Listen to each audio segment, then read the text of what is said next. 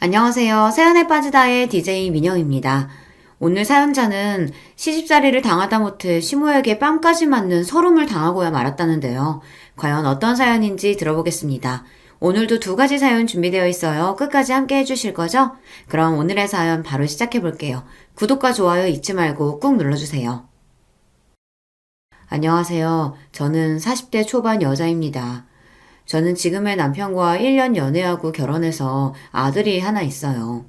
사실 결혼하신 분들은 다들 아시겠지만 결혼한 지 10년 가까이 되다 보니 저는 요즘 사는 게 참 별거 없구나 라는 느낌이 듭니다. 저는 지지리도 가난한 집에서 태어나 평생 고생만 하며 살았어요. 그래도 저는 굳게 희망을 가지고 꿋꿋하게 살아보겠다고 안 해본 것 없이 열심히 살았습니다. 하지만 인생이라는 게 나아지는 것도 없이 항상 그 자리더라고요. 제 인생이 엉망이 되기 시작한 건 아버지께서 IMF 때 직장에서 잘렸을 때부터예요. 술에만 빠져 사시느라 가정에 소홀하셨어요. 정말 아무것도 안 하고 매일 술만 드셨죠. 그러다 보니 어머니와 아버지는 매일 싸우기만 하셨어요. 내가 일생을 다 바쳐서 일한 회사가 날 버렸어. 내가 지금까지 회사 위에서 어떻게 살았는데 난 배신당했다고. 웃기고 있네. 나라까지 망하게 생긴 와중에 당신 같은 일개 직원을 누가 챙긴다고 그런 소리를 해. 헛소리하지 말고 당장 애들하고 어떻게 먹고 살 건지 궁리나 해. 지금 생각해보면 아버지는 자신이 없었던 것 같아요. 평생 일했던 회사에서 잘리고 나자 앞으로 어디서 뭘 해먹고 살아야 할지 막막하셨던 거죠. 다시 세상에 나가는 게 겁이 나니 자꾸만 술에 취해 집에 숨어있기만 하신 거예요. 그런 와중에 가장이 힘이 되어줘야 할 가족에게까지 외면당했습니다. 어머니는 아버지를 세상에서 가장 한심한 인간 취급했고 친가 식구들은 아버지를 무시했어요. 다들 도와주지는 않으면서도 사람을 바닥 끝까지 끌어내리는 건 다들 잘했죠. 저는 그런 아버지가 불쌍했어요. 장남으로 태어나 평생 부모님 수발 들고 결혼해서 처자식 건사하겠다고 한 번 쉬지도 않고 열심히 살았는데 그깟 회사 좀 잘렸다고 다들 쓸모없는 인간 취급을 했으니까요. 그렇다고 아버지를 원망하는 어머니를 이해하지 못한 건 아니에요. 어머니도 졸지에 가장으로 나서서 돈을 벌어야 하는 상황에 놓이다 보니 원망할 사람이 아버지밖에 없었거든요. 어머니는 식당일부터 청소일까지 안 해본 것 없이 다 하셨어요. 그런데 그것마저 어머니께서 사기를 당했습니다. 당시에 제가 고등학교에 다닐 때였는데 집까지 날려서 내 식구가 집도 절도 없이 여기저기 떠돌아다녀야 했습니다. 오빠는 대학을 휴학하고 도망가듯 군대에 입대했고 아버지는 어머니와 대판 싸웠고 집을 나가 소식이 끊겼습니다. 어머니는 급한 대로 저를 외할머니 댁에 맡겨놓고 돈을 벌러 나가셨어요. 그때가 저는 아버지가 회사에서 잘렸던 때보다 더 힘들었어요. 원래도 어머니와 외할머니가 사이가 좋지 않았었는데요. 상황이 급하다 보니 어머니는 저를 외할머니에게 맡기신 거예요.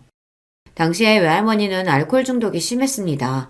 거기다가 하루에 담배도 2갑씩 피웠어요. 외할머니는 동네에서 작은 술집을 했었는데 주인인 외할머니가 손님들보다 술을 더 많이 마셨어요. 거기다가 가게 문을 닫고 들어오면 술에 취한 채로 저에게 온갖 막말을 퍼붓습니다. 그러게 그놈 면상에 영 돈이 붙어있지 않다고 결혼하지 말라고 그렇게 말렸는데 자기가 좋다고 부모한테 허락도 안 받고 홀라당 시집가 버리더니만 이제 와서 지가 급하니까 새끼를 나한테 보내? 외할머니는 원래부터 아버지를 좋아하지 않았어요. 엄마가 결혼하겠다고 아버지를 데리고 왔을 때부터 마음에 들지 않아 결혼을 반대했답니다. 어차피 할머니도 혼자 사는데 불쌍한 소녀 좀 키워주면 어때서 그래요? 내가 할머니 밥도 차려주고 빨래도 하고 설거지까지 해주잖아요. 솔직히 할머니도 내가 있으니까 더 좋지 뭐. 외할머니에게 매일 구박을 받으며 살다 보니 언제부턴가는 저도 면역이 생겨 웬만한 말에는 상처도 잘 받지 않았습니다. 어려서부터 어머니에게 외할머니 이야기는 귀에 딱지가 생기게 들었어요. 아이 아빠가 누군지도 모른 채로 자식을 싸질러 놓고는 제대로 키우지도 않았으면서 나가서 돈을 벌어오라고 내쫓았다고요. 그래놓고 어머니가 돈을 벌어오면 10원 한 장 안 남기고 다 뺏어갔답니다. 심지어 저에게도 매일 나가서 돈을 벌어오라는 소리를 했어요. 너는 19살이면 이제 애도 아니구만. 집구석이 거지 같으면 나가서 벌어먹을 생각을 해야지. 다 늙은 나한테 빌붙어? 내가 집안일은 할머니보다 훨씬 더 많이 하는데 빌붙기 누가 빌붙는다 그래요. 할머니한테 내가 월급을 받아도 시원찮구만. 뭐야? 2년이 뚫린 입이라고 아무 소리나 짓거리는 것 좀 봐. 앞으로 이 집에서 먹고 자려거든. 너도 나가서 네 생활비 벌어와. 안 그러면 이제 밥도 없어. 외할머니와 함께 사는 건 너무 힘들었어요. 아무리 외할머니라도 그렇지 이런 사람한테 자식인 나를 맡길 정도면 어머니도 상황이 급하긴 한가 보다 싶었습니다. 외할머니가 하도 닥달하는 바람에 저는 고3 때부터 아르바이트를 시작했습니다. 외할머니가 그나마 집에서 밥은 먹게 해줘도 돈은 일절 한 푼도 주지 않았거든요. 덕분에 저는 사회 경험을 일찍이 시작했어요. 더군다나 제가 아르바이트를 받으면 외할머니는 다 뺏어가려고 했습니다. 처음엔 저도 못 모르고 있다가 어느새 보면 외할머니한테 돈을 다 뺏겼어요. 하지만 나중에는 저도 꾀가 생겨서 제가 쓸 돈은 몰래 숨겨두고 나머지만 외할머니에게 줬습니다. 저도 살아야 하니까요. 그러다 제가 20살이 되었을 때 어머니와 아예 연락이 끊겼습니다. 제가 연락을 하면 아예 받지도 않았고 본인이 하고 싶을 때만 1년에 한두 번 연락했어요. 그때 외할머니가 노발대발 난리가 났었습니다. 2년이 남자 만나서 살림 차린 게 분명해. 그게 아니면 돈 벌러 간다는 년이 지금까지 자기 새끼 데리러 안 온다는 게 말이 돼? 으이그, 니년 팔자도 더럽다 더러워. 아비한테 버림받은 것도 모자라서 어미한테도 버림받고 오빠라는 새끼는 연락도 안 되고 졸지에 코와 다 됐다. 외할머니는 입이 참 걸었어요. 저를 걱정해서 하는 말인데도 기분이 나쁘게 들렸죠. 그래도 외할머니와 몇 년 살다 보니 그것도 적응이 돼서 별로 기분 나쁘지도 않았어요. 오히려 외할머니 말대로 내 팔자가 더럽긴 하다 싶었죠. 내가 고아는 무슨 고아야. 할머니가 있는데. 할머니도 나 있으니까 그나마 지금까지 덜 외롭게 살았잖아. 외할머니 앞에서는 항상 대범한 척 했지만 사실 저는 밤만 되면 불안했어요. 정말 이대로 엄마가 나를 데리러 오지 않아서 평생 이 허름한 집에서 외할머니 술 심부름이나 하며 사는 건 아닐까 싶어서요. 하지만 언제나 안 좋은 예감은 딱 들어맞았습니다. 외할머니 말이 맞았어요. 얼마 뒤 외할머니에게 엄마가 연락이 왔는데 어디서 남자를 하나 물었는지 살림을 차렸다고 하더라고요. 이쪽에 어린 자식이 하나 있어서 내가 키워줘야 돼. 그러니까 당분간은 엄마가 연락할 때까지 연락하지 마. 엄마는 참 불친절한 사람이었습니다. 무슨 말만 하면 제가 알아듣게 잘 설명해주는 법이 없었어요. 외할머니네 집에 저를 버리고 갈 때도 돈을 벌어서 온다고만 했지 언제 오겠다, 돈은 얼마씩 보내주겠다 일절 설명이 없었어요. 그런데 역시나 다른 남자가 생겨서 살림을 차렸다는 말도 저에게는 제대로 해준 적도 없으면서 그쪽에 어린 애가 있답니다. 그래서 당분간은 저에게 연락을 못한대요. 오빠랑 나 본인한테 자식이 둘이나 있으면서 자기 속으로 나온 자식은 신경도 안 쓰고 다른 사람 자식을 키워줘야 한다는 말을 저렇게 쉽게 할 수 있는지 이해가 안 됐습니다. 그 아저씨도 이상하다. 어떻게 엄마한테 어린 자식을 맡기지? 뭘 믿고? 뭐 이년아? 너 말 그따위로 할래? 암튼 그 놓친 애한테 애를 맡기는 게 아니었는데 몇 년 같이 있었다고 아주 말버릇도 그대로 닮았어. 나를 낳아준 친부모라고 해도 몇 년을 떨어져 살다 보니 우리가 가족이긴 한가, 정이 남아있긴 한가 싶었어요. 무슨 일을 당해도 무슨 소리를 들어도 더 실망할 것도 없었습니다. 할머니 말대로 팔자가 더러운 저는 부모에게도 버려졌고 형제에게도 버려졌어요. 아버지는 죽었는지 살았는지도 모를 정도로 연락이 두절됐고 돈을 벌어오겠다던 어머니는 1년에 한두 번 전화해서 돈 몇십만 원 붙여주는 게 다였어요.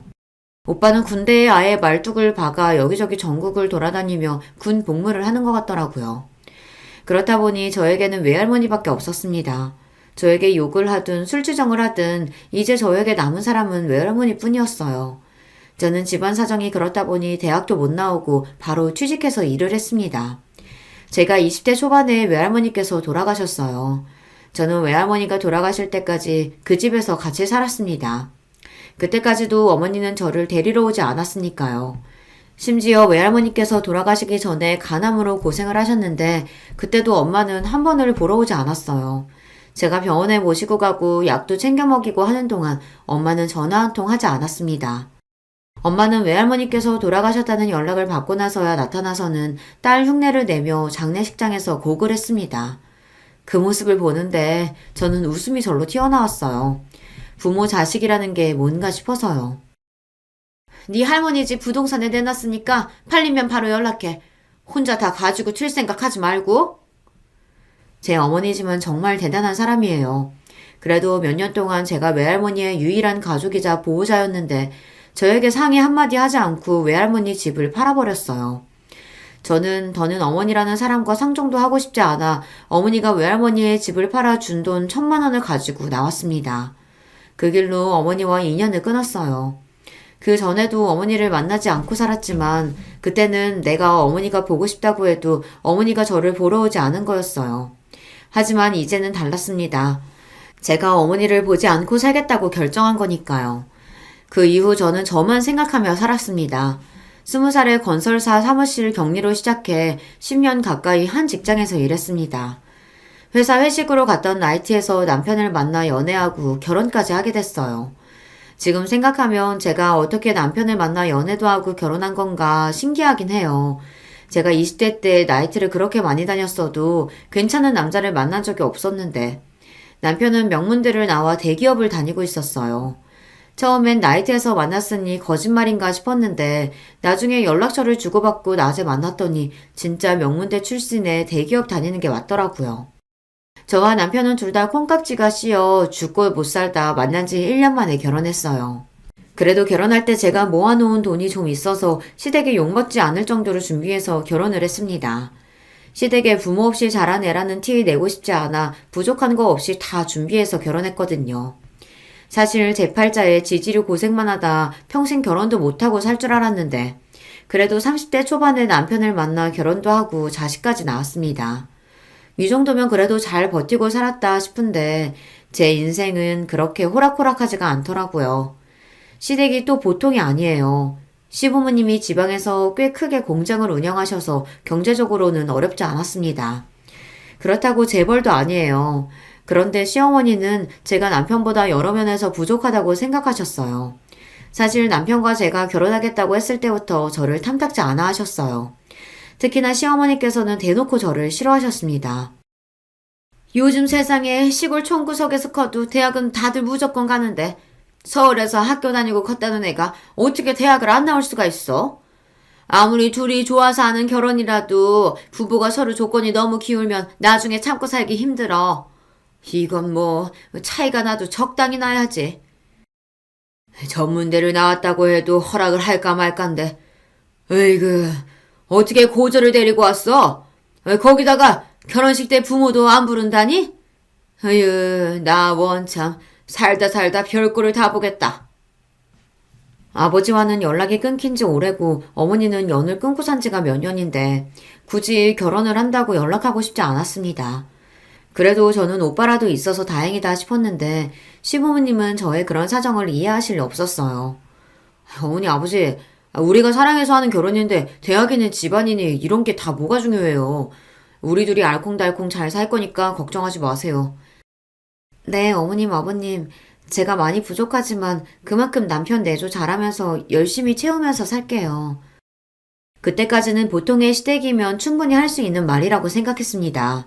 사실 제가 생각해도 남편보다 제가 많이 부족한 사람이니 현실은 인정하고 그만큼 남편에게 잘하고 살면 나중에는 시부모님께서도 인정해 주실 거라 생각했어요. 사실 부모님과 일찍이 떨어져 가족의 사랑이라고는 느껴본 적이 없이 살다 보니 저는 시부모님에게 사랑받은 며느리가 되고 싶었어요. 이렇게 해서라도 단란한 가정의 품에서 안정감을 느끼고 싶었습니다. 그런데 제 팔자가 어디 그런가요? 전생에 나라를 팔아먹어도 몇 번을 팔아먹었는지 아무리 노력해도 시부모님의 마음을 얻을 수가 없었어요. 한 번은 이런 적이 있었습니다. 시아버지 조카 결혼식이 있어서 시부모님이랑 시누이가 서울에 올라왔어요. 결혼식이 금요일이라 우리 집에 금요일날 오셨다가 다 같이 결혼식에 참석하고 하루 주무시고 토요일날 내려가겠다고 하셨죠. 저는 시부모님 고생하시는 게 싫어서 금요일날 회사 반차를 내고 제가 직접 서울역으로 모시러 갔어요. 집이 서울역에서 좀 거리가 있어서 시누이랑 셋이 오시기 힘들 것 같아서요. 그런데 시부모님은 제가 하는 호의는 뭐든지 당연하다고 생각하셨고 더한 걸 바라기도 하셨어요. 저와 남편이 결혼식 올리고 신혼집에는 처음 오시는 거였는데 집을 보자마자 싫은 소리부터 하셨습니다. 아이고, 서울이라고 좋은 집만 있는 줄 알았더니만 여긴 왜 이렇게 낡고 오래됐냐? 어째 엘리베이터도 없어. 4층까지 언제 올라가? 전세라길래 집이 좀 큰가 보다 했더니만 이건 뭐 월세만도 못하다. 새언니는 20살부터 직장생활을 오래 했다면서 모아놓은 돈이 영 없었나 봐요. 무슨 이런 집을 구했어요? 남편은 회사에서 지원해준 원룸에서 살다가 결혼하면서 제가 살던 빌라로 들어왔어요. 전세이긴 해도 방도 2개 다 크고 거실도 넉넉합니다. 제 나이에 아무런 도움 없이 제 힘으로 서울에서 이 정도 살면 잘 사는 거라고 나름 씩씩하게 살아왔는데 시누이가 그런 식으로 말을 하니 기분이 확 상하더군요. 전세기는 해도 방도 넓고 거실도 커요. 신혼부부 둘이 살기는 딱 좋죠 뭐. 에이, 넓기는 뭐가 넓어요. 난 결혼할 남자가 아파트 안에 오면 절대 안 살 거예요. 아가씨는 아직 취직도 안 했으면서 시집갈 생각부터 하는 거예요? 어머, 얘가 너랑 같니? 우리 막내는 직업 같은 거 없어도 결혼하겠다는 남자들 줄을 서. 시누이는 저보다 고작 1살 어려요. 30대 중반이 다 됐는데 제대로 된 직장 생활도 해본 적 없고 집에서 놀고 있습니다. 그런 주제에 제 앞에서 잘난 척을 해대는 게 재수없어 한마디 했더니 시어머니가 바로 정색을 하시더군요. 그때였어요. 누가 시댁 식구 아니랄까봐 시아버지까지 굳이 한마디 보태시더군요. 오늘 결혼하는 조카놈은 고작 중소기업 다니는데도 글쎄 처가에서 아파트를 해온단다. 에휴, 우리 아들놈은 명문대 나와서 남들은 꿈도 못 꾸는 대기업에 들어가는데도 이런 낡아 빠진 전세나 살고 있으니 나완 참 속상해서. 시아버지는 저를 쏘아보시며 혀까지 끌끌 차셨습니다. 순간 저는 스스로가 비참할 정도로 자존심이 상했어요. 사람을 앞에 두고 저런 소리까지 하실 줄은 몰랐거든요. 거기다가 시어머니는 집안을 여기저기 둘러보시면서 연신 잔소리를 하시더니 침대에 벌러덩 누우며 이내에 뜬금없는 소리를 하셨어요. 아이고, 집이라고 코딱지만 해서 앉을 데도 없네. 나 이제 무릎 아파서 더는 못 내려가니까 새아기 네가 나가서 돈 좀 찾아와라. 축의금하게 100만 원 후딱 찾아와. 저는 오시는 길에 축의금을 안 찾아서 저에게 찾아오라는 소리인 줄 알고 알겠다고 하고 기다렸습니다. 카드든 통장이든 뭐든 주실 것 같아서요. 그런데 가만히 서 있는 저를 보더니 시어머니가 갑자기 호통을 치셨어요. 어머 얘 좀 봐. 너 지금 나더러 축의금 내라고 기다리고 있는 거니? 네가 해온 것도 없이 맨몸으로 들어왔으면은 이런 거라도 네가 알아서 준비해야지. 에휴, 애가 눈치도 없고 센스도 없고. 그때까지도 저는 시어머니께서 무슨 소리를 하시는 건가 싶었어요. 며느리인 제가 시아버지 조카 결혼식에 가는 거야 그렇다 치지만 시부모님 축의금까지 왜 제가 내야 하는 건가 의아했거든요. 저희는 따로 축의금 준비했는데 어머님 아버님이랑 같이 해야 하는 건가요? 저는 정말 몰라서 물어본 겁니다. 저와 남편은 따로 30만 원 축의금을 준비해뒀는데 이걸 시부모님이랑 합쳐서 내라는 이야기인가 싶어서요. 언니 정말 너무 답답하다. 왜 그렇게 말귀를 못 알아들어요? 우리 축의금도 언니가 준비하라는 거잖아요. 시누이의 말에 저는 순간 뒷덜미가 욱신거릴 정도로 황당했습니다. 그때였어요. 결혼식에 가기 위해 역시 반차를 내고 집에 돌아온 남편이 시부모님과 제 상황을 보고 분위기가 아무래도 이상하니 무슨 일이냐고 물었어요. 그러자 시어머니께서 하시는 말씀이 기가 막혔습니다. 네 처가 시집 오면서 해온 게 뭐가 있니? 꼴랑 몸뚱이만 들고 들어왔는데 집에 이런 행사 있을 땐 자기가 알아서 우리 축의금까지 좀 낼 수 있는 거 아니야? 내가 나가서 100만 원 찾아오라고 했더니 저렇게 모르는 척 정색을 하고 있다. 시어머니는 저더러 본인들 축의금까지 내는 게 당연하다는 식으로 이야기했어요. 우리 오빠보다 훨씬 더 부족한 며느리 우리 엄마 아빠가 애써 참고 받아줬으면 돈으로라도 보상을 해야지. 세연이는 왜 그렇게 생각이 없어요? 저는 순간 너무 황당해서 어안이 다 벙벙했어요. 더군다나 더 기가 막혔던 건 남편의 태도였습니다. 축의금 준비 못했으면 말을 하시지. 그걸 왜 이 사람한테 그래요. 자기야, 나랑 같이 나가서 돈 찾아오자. 잠깐만 기다리세요. 금방 다녀올게요. 남편은 마치 제가 잘못하기라도 한 것처럼 연신 눈빛을 보내며 나가자고 했습니다. 남편은 결국 은행 가서 100만 원을 찾았어요. 그러면서 한다는 말이 가관이었습니다. 내가 우리 부모님한테 어떤 아들인지 자기도 알잖아. 내가 너무 귀하고 아까워서 그러시는 거니까 자기가 조금만 이해해줘. 나는? 나는 귀하고 아깝지 않아? 아무리 당신들 자식 귀해도 나는 남의 자식인데 이렇게 함부로 대하시면 안 되지. 남편의 말에 서러움이 폭발한 저는 눈물이 펑펑 쏟아졌습니다. 제가 대학을 못 나오고 부모가 없다시피 자란 게 제 잘못도 아닌데 이토록 무시를 당할 일인가 싶어서요. 우리 부모님 유난한 거 알잖아. 당신이 하나하나 다 서운하고 섭섭하기 시작하면 우리 부모님 상대하기 힘들어. 멀리 사셔서 자주 보는 것도 아닌데 당신이 좀 참아야지 어쩌겠어. 남편은 연세 드신 시부모님은 절대 변하실 분들이 아니니 저에게 참아야 한다고 했습니다. 그게 가정의 평화를 지키는 일이라고 했어요. 처음엔 저도 시부모님과 시누이를 상대하는 게 너무 힘들었어요. 제가 아무리 잘하려고 해도 시댁 식구들의 마음에는 제가 남편보다 많이 모자라고 부족한 애라는 전제가 깔려 있으니 저를 좋게 봐주실 생각이 없었죠. 남편 말대로 멀리 살아 다행이지 가까이 살면서 자주 만났다라면 저는 아마 견디지 못하고 남편과 헤어졌을 거예요. 그나마 1년 중 명절이나 집안 행사가 있을 때만 보니 그날만큼은 내가 보살이다 생각하고 꾹꾹 참는 수밖에 없었죠. 그런 와중에도 시부모님은 저를 괴롭히지 못해서 안달이었습니다. 시댁에 큰일이 있을 때마다 너무도 당연하게 제가 돈을 내야 한다고 생각하셨죠. 너는 애가 뉴스도 안 보냐? 시부모님 사는 동네에 비가 쏟아졌다는데 어떻게 며느리라는 애가 전화 한 통을 안 해? 아버님 죄송해요. 준우가 요즘 낮밤이 바뀌어서 통 뉴스 볼 시간이 없었어요. 비 많이 와서 피해가 있으셨던 거예요? 제가 어떻게 지내는지 애는 잘 크는지 평소에 제 안부 같은 건 원래도 묻지 않으시던 분들이라 그러려니 했습니다. 애가 낮에 잔다고 너도 똑같이 낮에 자면 안 되지? 여자가 집안일도 싹 깨끗이 하고 남편을 챙겨야지. 시아버지는 언제나처럼 잔소리를 늘어놓으셨어요. 그러더니 본론을 이야기하시더라고요. 비가 많이 와서 담이고 뭐고 상태가 영 부실해서 공사를 좀 해야겠다.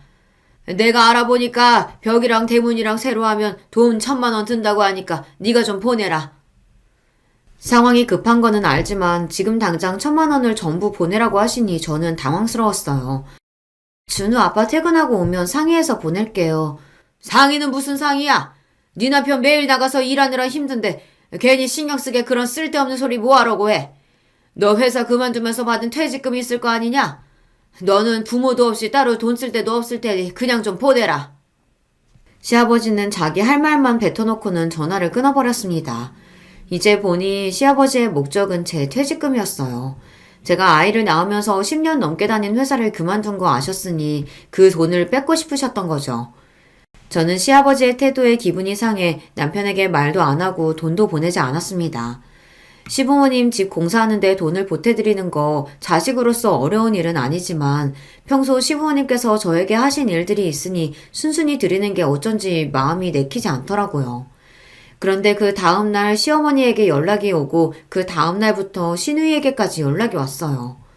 애미 너는 시아버지가 그렇게까지 말했으면 알아서 연락을 해야지. 어쩜 아직 소식이 없냐? 네 주제에 우리 아들 같은 애랑 살게 해줬으면 고마운 줄 알아야지. 그깟 돈 1,000만 원이 아깝냐? 어머님 그런 게 아니고요. 제가 돈 해드리는 게 당연한 일이 아는데 왜 매번 말씀을 그렇게 하세요? 시부모님의 일방적인 막말에 저도 슬슬 지쳐갔습니다. 바쁜 남편을 대신해 매일 혼자 독박 육아하는 거로도 심신이 지쳐있는 상태였는데 시부모님에게까지 그런 소리를 들으니 저도 참기 힘들더라고요. 됐다 됐어. 친정이라고 막장인데 네가 뭘 배우고 컸겠니? 그깟 돈 주기 싫으면 말아라. 시어머니는 또 일방적으로 본인 하실 이야기만 하고 전화를 끊었습니다. 그러고는 시누이에게 전화가 왔어요. 내가 너무 열받아서 오빠한테 전화하려다가 언니한테 한 거예요. 언니는 자기 주제에 너무 모르는 거 아니에요? 내가 언니면 시댁에 미안해서라도 매일 절이라도 하겠어요.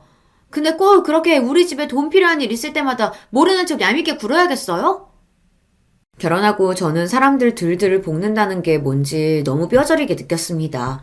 저희 시댁이 딱 그래요. 차라리 대놓고 싫다, 밉다, 욕을 하면 똑같이 갚아줄 텐데 사람을 은근슬쩍 무시하고 하대하면서 제가 하는 행동이 잘못됐고 본인들 말이 맞다는 식으로 몰아가니 사람이 미치겠더군요. 셋이 작정하고 사람 하나를 이상하게 만드니 너무 힘들었어요. 시간이 갈수록 그런 일들이 잦아지니 저와 남편 사이에도 오해가 생기고 분열이 생겼습니다. 아버지랑 어머니가 집 공사해야 한다고 여러 번 연락하셨다는데 당신은 왜 나한테 말도 안 했어? 남편은 시부모님 말만 듣고 저에게 싫은 소리를 늘어놨어요. 그럴 때면 저도 시부모님과 시누이에게 당한 게 있으니 말이 좋게 나오질 않았죠. 어머님 아버님께 돈 드리기 싫으니까 말 안 했지. 내가 좋게 좋게 마음먹고 좀 도와드리고 싶어도 어머님 아버님 아가씨까지 다들 사람을 무시하고 막말하는데 질려서 나도 더는 해드리고 싶지 않아. 알겠어. 나도 중간에서 정말 지친다. 내가 알아서 할 테니까 당신은 신경 꺼. 남편은 싸우는 걸 제일 싫어하는 사람이에요. 그러다 보니 제가 시댁 식구들과 문제가 생기면 언제나 대충 넘어가자는 식이었습니다. 신혼 때랑 똑같아요. 시부모님이 저에게 잘못했어도 며느리인 제가 참아야 한다고 생각했어요. 거기서 내가 더 나아가 화를 내면 남편은 듣기 싫다는 듯 자리를 피했죠. 그렇게 몇 년을 참고 살았습니다. 남편도 항상 시댁 이야기가 나오면 예민하고 화를 내는 저를 참아줬다고 생각하겠지만 저는 매일 대놓고 저를 무시하는 시댁 식구들 사이에서 버티며 견뎌야 했어요. 그러던 어느 날이었습니다. 시누이가 결혼한다고 날짜를 잡았더라고요. 성격도 지랄맞고 인성도 바닥이라 시집은 절대 못 갈 줄 알았는데 그래도 어디서 눈먼 놈 하나 잡았는지 결혼을 하기는 한다더군요. 저와 시누이 사이가 별로라고 해도 남편에게는 하나밖에 없는 동생이니 결혼식 때 뭘 해주면 좋을까 고민하다가 이것저것 고민해봐도 돈이 제일 나을 것 같아 현금으로 300만 원을 주기로 했습니다. 저와 남편 형편에는 최대한 많이 생각한 금액이었어요. 그런데 저는 시어머니에게 생각지도 못한 일을 당하고야 말았습니다. 시댁에 일이 있어서 내려갔다가 남편과 시어머니와 함께 저녁 식사를 했어요. 그 자리에서 시누이 결혼식 이야기가 나와 저희는 축의금으로 300만 원을 하겠다고 했더니 순식간에 분위기가 이상해졌습니다. 300만 원이라는 금액이 시어머니께서 생각하시기엔 적다고 생각하셨는지 인상을 확 구기시더라고요. 제가 시어머니의 평소 성격을 몰랐다면 그냥 넘겼을 텐데 아무래도 돈 문제에 있어서 예민하신 분이라는 걸 누구보다 잘 알다 보니 설명이 필요할 것 같았어요. 그래서 저와 남편 상황을 말씀드리려고 했습니다. 그런데 그때 제가 말할 새도 없이 시어머니께서 갑자기 자리에서 벌떡 일어나시더니 제게로 다가왔어요. 그리고는 제 뺨을 세게 갈겼습니다. 저는 시어머니의 행동에 놀라서 말문이 턱하고 막혔어요. 옆에 있던 남편도 놀라서 시어머니에게 달려갔습니다. 엄마 미쳤어? 지금 뭐 하는 거야? 내가 내 아들을 아는데 애가 하나뿐인 동생 시집 가는데 절대 300만 원 할 애가 아니다. 네가 신이 돈 주기 싫어서 순지는 우리 아들 꼬셔서 300만 원 하자고 한 거지? 그치? 저는 순간 꿈을 꾸는 줄 알았습니다. 그렇지 않고서야 어떻게 시어머니라는 사람이 며느리 뺨을 때릴 수 있겠어요. 제가 남편과 결혼해 사는 동안 시어머니에게 별의별 소리 다 듣고 살았지만 살다 살다 뺨까지 맞게 될 줄은 정말 상상도 못했습니다. 시어머니는 우리 집 사정도 잘 알지 못하며 300만 원이 적다고 생각했나 봐요. 그 순간 알겠더군요. 제가 가지지 못했던 안정적인 가족이란 평생 노력해도 갖지 못하겠구나. 내 팔자가 원래 이 모양인 거구나 싶었어요. 그렇게 정신을 차리고 보니 더는 이대로는 살 수 없겠다는 결론에 이르더군요. 저는 곧바로 남편에게 다가갔습니다.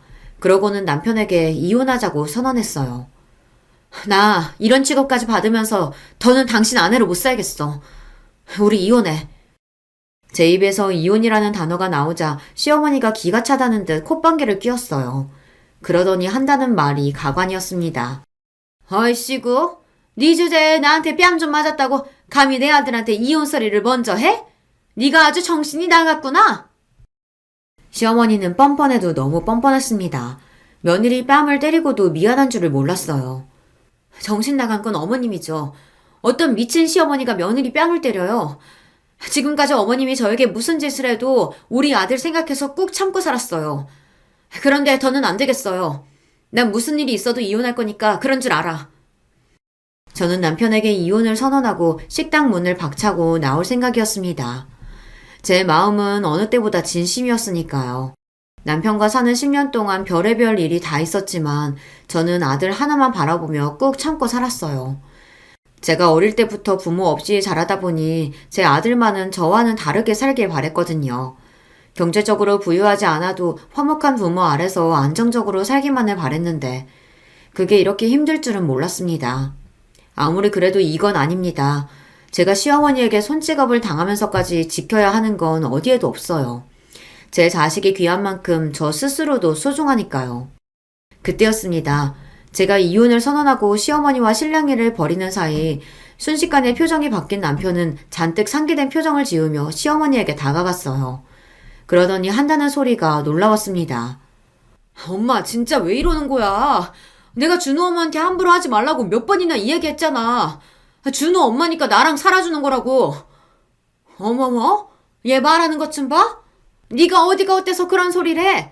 전혀 저거 아니어도 너랑 살겠다는 여자 줄을 섰어. 걱정하지 마.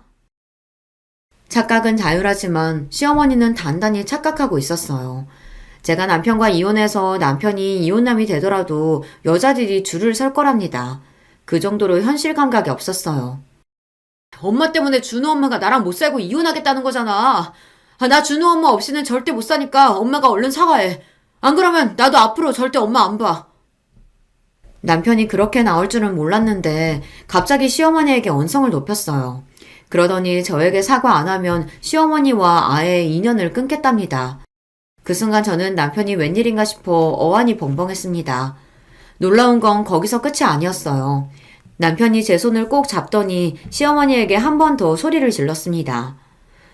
준호 엄마가 꼬셔서 축의금 300만 원 하는 거 아니냐고? 엄마, 준호 엄마 아니었으면 나 수중에 돈 10만 원도 없어. 그나마 준호 엄마가 있어서 300만 원이나 축의금 할 수 있는 거라고. 애가 자꾸만 뭐라고 하는 거야. 그 유명한 대기업에 다니는 네가 수중에 돈이 없기는 왜 없어? 농담이라도 그런 소리 하는 거 아니야. 엄마, 제발. 제발 모르면 가만히 좀 있어. 나 돈 없어. 회사도 잘린 데다가 퇴직금 받은 것까지 다 주식에 투자했다가 몽땅 다 날렸다고. 뭐야? 그 좋은 대기업을 네가 왜 잘려? 거기다 주식이라니. 그럴 리가 없다. 너 지금 그것도 네 마누라가 시켜서 하는 거짓말이지? 그치? 시어머니는 평생 속고만 살았는지 말도 안 되는 소리를 했습니다. 남편이 무슨 말만 하면 다 제가 시킨 거라고 했어요. 하지만 남편의 말은 모두 다 진실이었습니다. 작년에 남편은 그 대단한 대기업에서 잘렸고 퇴직금으로 받은 돈을 주식과 비트코인에 투자했다가 싹 다 날렸어요. 남편은 시댁 식구들의 자랑입니다. 시골 촌구석에서 태어나 학원도 한 번 안 다니고 서울의 명문대에 떡하니 붙은 것도 모자라서 이름만 대면 모두가 아는 대기업에 척척 입사한 대단한 아들이에요. 동네 자랑이 따로 없었죠. 집안에 온 기대를 받으며 살아온 아들이 부모도 없고 가진 것도 없는 저 같은 여자를 만나 결혼했다고 했을 때 부모님은 착잡했습니다. 안 그래도 제가 마음에 들지 않던 와중 말도 잘 안 듣고 고분고분하지도 않으니 시부모님은 어떻게 해서든 제 길을 꺾어보려고 했어요. 그런데 일찍이 산전수전 겪으며 살아온 저에게 그것마저도 쉽지 않았어요. 그러니 그 잘난 아들이라도 가지고 생색이라도 내고 살아보려고 했던 거죠. 그런데 그 잘난 아들이 회사에서 잘리고 말았습니다. 남편은 투자 이야기는 몰라도 회사에서 잘린 건 시댁 식구들에게 이야기하겠다고 했지만 제가 그러지 말라고 했어요. 시부모님에게 남편이 어떤 아들인지 누구보다 잘 아는데 그 잘난 아들이 회사에서 잘렸다고 하면 너무 속상해 하실 것 같아서요. 나중에 새로 직장을 구하고 나서 말씀드리자고 했죠. 그래서 남편도 시댁에 말은 못하고 끙끙거리고 있었어요. 사실 저도 처음엔 바로 직장이 구해질 줄 알았는데 생각보다 재취업이 쉽지 않더라고요. 그동안 제가 열심히 일해 생활비를 충당하다 보니 남편이 저에게 많이 미안했어요. 더군다나 상황을 모르는 시어머니께서 툭하면 저를 무시하고 구박하시니 남편은 더 어쩔 줄 몰라 했습니다. 그 와중에 오늘 같은 일까지 생겼으니 남편은 더 불안했던 겁니다. 제가 세상 단호한 얼굴로 이혼하자고까지 했으니까요. 그래. 뭐 네가 회사에서 잘렸다고 하자. 그렇다고 그게 무슨 문제야? 너처럼 명문대 나오고 대기업까지 다닌 애를 어느 회사에서 마다하겠어? 분명 금방 취직될 거다. 걱정할 것도 없지 뭐. 엄마, 나 회사 작년에 잘렸어. 집에서 논 지 벌써 1년이나 됐다고. 그동안 준호 엄마가 나 대신해서 가장 노릇하느라 고생이 많았는데 엄마까지 제발 보태지 좀 마. 남편은 못난 아들 때문에 고생하는 며느리한테 잘해주지는 못할 망정 어떻게 따귀를 때릴 수 있냐고 따졌지만 뻔뻔한 시어머니가 그런 상황을 인정할 리 없었어요. 오히려 끝까지 본인은 잘못한 게 없다고 우겼죠. 에미니가 우리 아들 대신해서 몇 달 가장 노릇 좀 했다고 아주 어깨에 힘이 잔뜩 들어갔나 본데 그렇다고 한들 내가 네 뺨 좀 때렸다고 네 주제에 이혼 이야기까지 입에 올리는 건 아니지. 너보다야 내 아들이 100배는 아까운데. 엄마 제발 좀 그만해. 준호 엄마가 나보다 못한 게 뭐가 있다고 자꾸 그래. 누가 봐도 준호 엄마가 나보다 100배는 아까워. 아이씨구 너야말로 멍청하게 무슨 소리 하는 거야? 너는 명문대 나와서 대기업까지 다니데다가 멀쩡히 부모가 둘 다 살아있잖아. 근데 네 마누라 봐라. 고졸인 것도 기가 막혀 죽겠는데 부모라고는 죽었는지 살았는지도 모른다잖아. 어디서 굴러먹다가 왔는지 알게 뭐니? 또 저 소리였습니다. 이쯤 되니 제가 대학도 나오고 부모님도 멀쩡히 옆에 계셨다면 시어머니가 저를 대하는 태도가 달랐을까라는 생각부터 들더라고요. 저는 똑같이 김진하고 똑같이 남편의 아내인데 제가 좀 부족하다고 해서 이런 소리까지 들으며 사는 게 맞는 건가 싶어서요. 시어머니는 어디서 못되게 말하는 법을 배우기라도 하는 건지 말을 밉살맞게 참 잘합니다. 말만 잘하면 뭐예요. 눈치가 없는걸요. 준호 엄마가 부모가 없기는 왜 없어. 준호 엄마 멀쩡히 어머님 아버님 다 계셔. 얼굴 안 보고 산다고 없는 거 아닌데 왜 자꾸 그런 식으로 이야기를 해. 아이고 싸질러 낳기만 한다고 부모니? 자식을 책임지고 키워야 부모지. 저거 봐라. 애가 부모한테 보고 배운 게 없으니 자식도 있는 애가 저렇게 이혼 얘기를 쉽게 하지. 시어머니의 막말에 순간 간신히 붙잡고 있던 이성이 빠지지 끊어지고야 말았습니다. 저는 잔뜩 화가 난 얼굴로 씩씩거리며 시어머니의 코 앞까지 다가갔어요. 어머님은 자식을 그렇게 잘 키워서 딸녀는 평생 직업도 없는 백수로 키우고 아들놈은 돈만 있으면 주식이다 비트코인이다 그렇게 넣어서 다 날려먹는 망나니로 키우셨어요? 뭐? 놈? 너 지금 말 다 했어? 이게 애미애비한테 버려져서 큰 게 불쌍해서 받아줬더니만 너 말 다 했어? 시어머니가 제가 불쌍해서 받아줬다는 소리를 듣는데 정말 기가 막혀서 웃음이 다 나오더군요. 받아주긴 개뿔. 그리고 우리 부모님 나 안 버렸거든? 우리 아버지 아니었으면 우리 지금 이렇게 살지도 못해요. 아버지? 너한테 무슨 아버지가 있다 그래? 너 고아나 다름없는 애잖아. 고아라니 엄마 말 좀 조심해요. 얼마 전에 장인어른께서 우리 찾아오셨어. 그동안 연락 못해서 미안하다고. 준호 엄마랑 연락 못하고 지낸 세월 동안 장인어른이 안 해본 거 없이 고생하시다 자수성가하셔서 글쎄 서울에 건물이 2개나 있대. 이번에 나 회사 잘리고 돈도 다 날려서 전세금 올려줄 돈도 없었는데 장인어른이 바로 주셨다니까? 뭐야? 건물이 2개? 너 그게 사실이야? 정말 너희 장인이 나타났냐고? 남편의 말은 다 사실입니다. 얼마 전 아버지가 제 앞에 나타나셨어요. 저 자식을 버리고 집을 나가버렸던 아버지는 한시도 저와 오빠를 잊은 적이 없답니다. 몰래서라도 돈을 벌어 저희 앞에 나타나겠다고 다짐하셨대요. 그게 20년 가까이 걸리신 거예요. 20년이라는 긴 기간 동안 아버지는 하루도 쉬지 않고 열심히 일했답니다. 공사장, 인테리어 현장, 몸으로 하는 일이란 일은 다 하면서 기술을 배웠대요. 그러다 잘 알게 된 부동산 투자회사 대표와 동업을 해서 성공을 이뤘대요. 그 덕분에 서울 한복판에 건물을 2개나 올렸답니다. 그제야 저와 오빠 앞에 나타날 명분이 생겼다고 생각한 아버지는 수소문을 해서 저와 오빠를 찾아내셨어요. 그래서 얼마 전에 오빠와 남편 그리고 저와 함께 아버지는 오랜만에 만나 회포를 풀었습니다. 당시에 남편이 취직도 안 되고 돈도 다 널려서 형편이 좋지 않을 때였는데 주인이 전세금까지 올려달라고 해서 답답하던 차였어요. 은행에 대출을 알아보러 한창 다닐 때라 아버지와 식사 자리에서도 은행에서 걸려온 전화를 받았었는데요. 제 상황을 알게 된 아버지께서 대출받을 필요 없다고 그 자리에서 바로 돈을 보내주겠다고 하시더라고요. 저는 괜찮다고 제가 알아서 하겠다고 여러 번 이야기했지만 아버지는 더 완강하게 이야기하셨어요. 내가 평생 너희한테 아버지 노릇 못하고 살았는데 이렇게라도 갚을 수 있으니 얼마나 다행이니. 그리고 내가 왜 그동안 그렇게 힘들게 벌어서 건물부터 샀는데 다 지금까지 고생만 하고 산 너희한테 물려주려고 그런 거다. 앞으로는 돈 걱정하지 말고 살아. 이 아버지가 다 알아서 해줄게. 사람이라는 게 참 간사해요. 아버지가 제 앞에 나타나기 전까지는 항상 부모님을 원망하면서 살았는데 시부모님께 구박을 당할 때마다 내가 멀쩡한 부모가 있었다면 이런 취급은 안 받고 살았을 텐데 싶어서 항상 미워하고 원망했습니다. 그런데 몇십 년 만에 나타난 아버지가 번듯하게 사는 모습을 보여주며 앞으로 돈 걱정은 하지 말라고 하시니 어쩐지 마음이 든든하고 한시름 났다라는 느낌마저 들더라고요. 그런 집안 사정을 시어머니에게 이런 식으로 말하려고 했던 건 아니지만 시어머니가 자꾸만 선을 넘으며 몰상식하게 구시니 저도 참을 수가 없었습니다. 그런데 간사하게는 시어머니도 마찬가지였어요. 바로 조금 전까지만 해도 제 주제가 어떻고 하시면서 뺨까지 내리치신 분이 제 아버지 이야기를 듣더니만 순식간에 180도 달라지더라고요. 그런 사정이 있었으면 나한테 말을 하지 그랬어. 우리가 뭐 남인가? 아버지가 건물이 2개나 있으시면 나중에 아들하고 딸한테 하나씩 물려주시겠네. 그치? 사람이 어쩜 저렇게 염치가 없을 수가 있죠. 다른 걸 다 떠나서 사람이 양심이라는 게 있으면 제 앞에서 어떻게 아버지 건물 이야기를 하실 수 있을까 싶었습니다. 애미, 너 아까 이혼 이야기 꺼낸 건 괜히 나랑 네 남편 겁주려고 해본 말이지? 그치? 너희가 왜 이혼을 하니? 우리 준우 생각도 해야지. 시어머니는 정신이 나간 게 분명합니다. 만약 시어머니가 정말로 우리 준우를 생각했다면 그동안 저에게 그렇게 하시면 안 됐어요.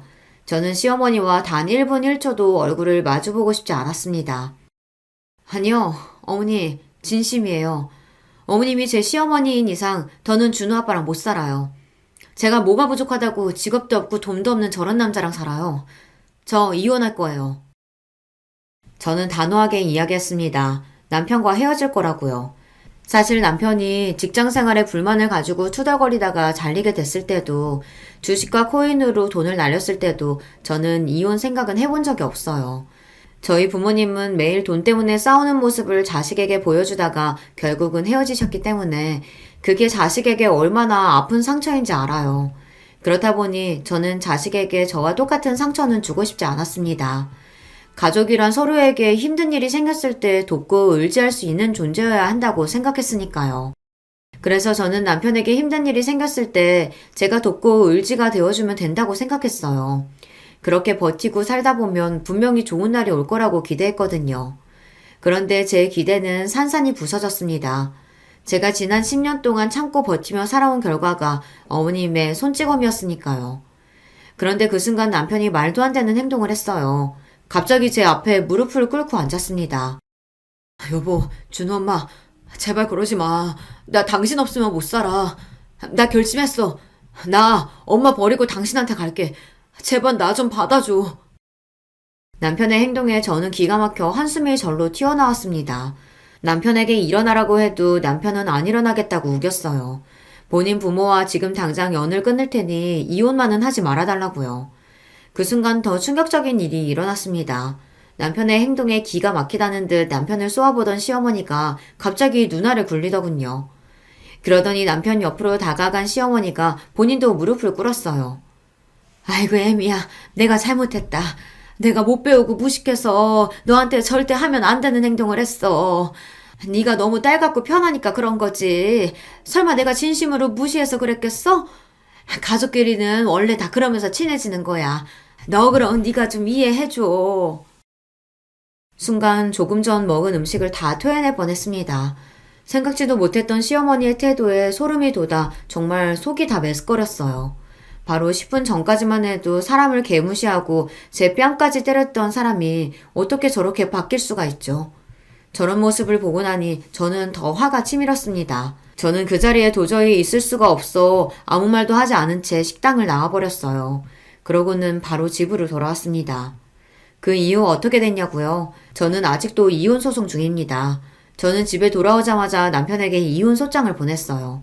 남편도 남편이지만 시어머니의 소름 돋는 행동 앞에서 다시는 시어머니의 얼굴을 보고 싶지 않았거든요. 반년 넘게 소송을 하면서 사실 저는 많이 지쳤어요. 저는 남편에게 이혼 소정을 보내자마자 아버지에게 연락해 아들과 함께 아버지 집으로 들어갔습니다. 아버지는 제 상황을 들으시더니 본인이 오히려 더 미안해 하셨어요. 내가 그렇게 엉망으로 살지만 않았으면 너한테 이런 일은 없었을 텐데. 이 아버지가 못나서 미안하다. 아버지에게 그런 이야기를 드리려고 한 건 아니었는데 본의 아니게 아버지를 속상하게 만들고 말았습니다. 그래도 아버지는 제가 이혼하겠다고 하면 응원해 주시겠다고 했습니다. 이혼하고 아버지와 함께 살면 되니 걱정하지 말라면서요. 저는 그런 아버지가 든든했습니다. 지금까지 살면서 부모든 남편이든 누구에게도 의지하며 살아와 본 적이 없었는데 이제라도 저에게도 비빌 언덕이 하나쯤은 생긴 것 같아 마음이 놓이더라고요. 하지만 남편은 아직도 이혼 생각이 없답니다. 소송 중 내내 이혼에 합의할 생각이 없다면서 저와 아들을 되찾고 싶어 해요. 여보, 나 취직했어. 대기업은 아니지만 그래도 경력적으로 들어간 거라 이제 당신이랑 우리 준우 내가 보살필 수 있다니까? 앞으로는 부모님이랑도 연 끊고 당신 말만 들으면서 살 거니까 제발 돌아와줘. 법원에서 만나기만 하면 남편은 저에게 절절히 고백을 합니다. 앞으로는 주식이든 비트코인이든 일절 신경 끄고 살 테니 믿어달라고요. 그런 모습을 보면 사실 저도 흔들려요. 남편이 철이 좀 없긴 해도 결혼 생활을 하는 동안 저와 아들에게 잘했거든요. 아들도 남편이랑 헤어져 있으니 많이 보고 싶어 하고 불안해합니다. 외할아버지네 집이 크고 넓어서 좋기는 하지만 아빠가 보고 싶대요. 저는 요즘 고민이 많습니다. 이대로 계속 소송을 하면서 이혼을 고집하는 게 맞는 건가 싶어서요. 남편이 시부모님이랑 인연을 끊고 저와 살겠다고 하는 말을 믿고 사는 게 맞는 걸까요? 제 욕심에 남의 집 부모와 자식 간의 인연을 끊어놓는 게 맞는 건지 모르겠어요. 그렇게 다시 합쳐서 산들 우리가 잘 살 수 있을까 걱정이 되기도 하고요. 여러분의 생각은 어떠세요? 제가 이혼을 하고 아들과 아버지와 함께 마음 편하게 사는 게 나을까요? 아니면 시부모님과 연을 끊고 남편과 다시 합치는 게 나은 선택일까요? 저는 아직도 결정하지 못했습니다. 저도 제가 이렇게 우유부단한 인간인지 몰랐어요. 여러분의 생각은 어떠신지 댓글로 남겨주시면 하나하나 확인해서 읽어보고 참고하도록 하겠습니다. 저의 막장 인생 이야기 끝까지 들어주셔서 너무 감사해요. 여러분의 가정에는 항상 좋은 일만 가득하시길 바랄게요.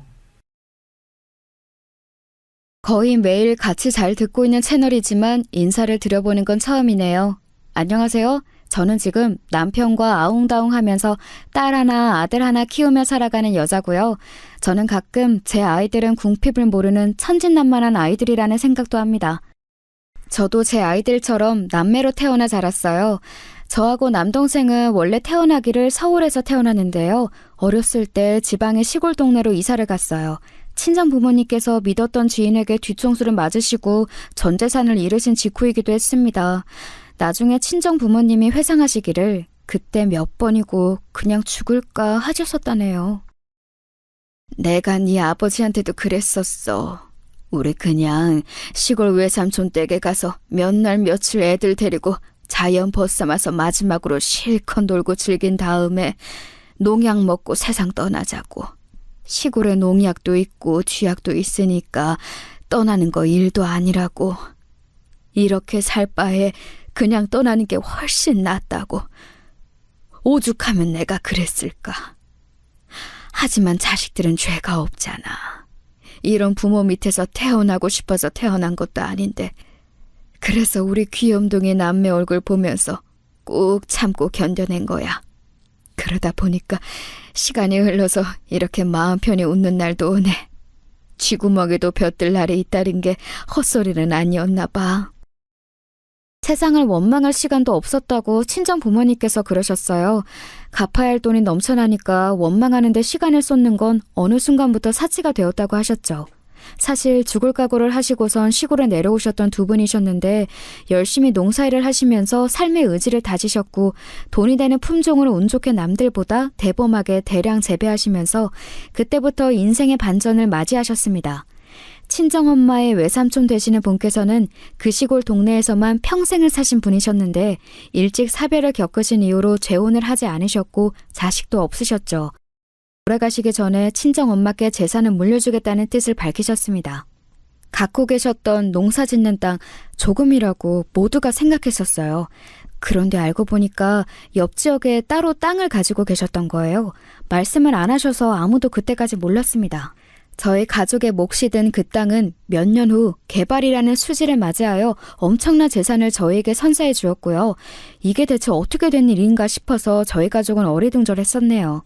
항상 시골 밥상을 차려 먹었던 저희 가족이었는데 엄청난 거금이 들어온 이후로 처음 족발을 사왔습니다. 그때 소주 한 병을 다 비우신 친정엄마께서 눈물과 함께 고백하셨던 거예요. 사실 옛날에 죽으려고 했다고요. 이 시골 동네에 죽으러 내려올 생각이었다고 말입니다. 저는 애써 담담하게 들었으나 옆에서 친정아버지는 미안하다며 우셨고 제 남동생도 울었습니다.